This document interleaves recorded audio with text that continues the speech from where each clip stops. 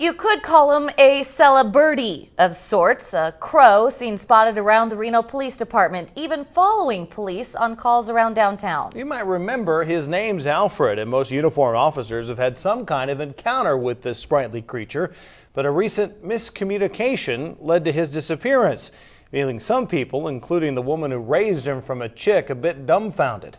Cole 8 News Now's Kendra Kostelecki explains. I'm heartbroken, not just about Alfred, but about how I feel about the Reno Police Department now. We first met Margot Mulvihill earlier this year when we talked to her about Alfred, a crow that she had hand-raised, and which, because of her positive relationship with Reno Police, had become a kind of mascot for the department. Alfred was often spotted in the police carpool and even on their vehicles around downtown.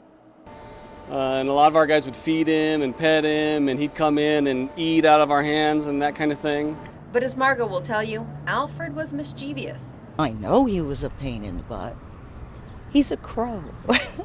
Recently, he'd become more aggressive, pecking at officers, sometimes even drawing blood, and his habit of stealing items from their cars raised even bigger concerns. We started getting concerned that he might start taking evidence, and of course we can't have that happen. Earlier this week, after Alfred got trapped in a patrol car, the department called Wildlife Services to have him taken away.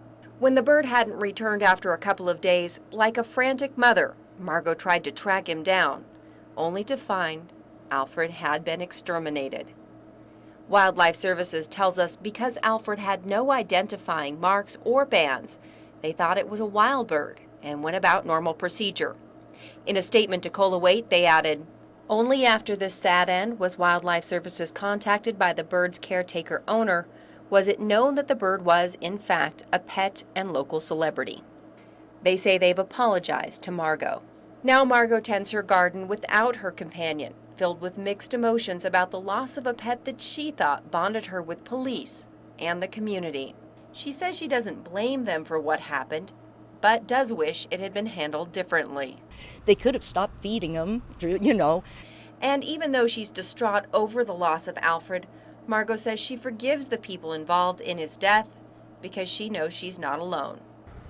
And I know most of the Reno police officers are grieving also. Reporting from our mobile newsroom in Reno, Kendra Kostelecki, Cole 8 News Now.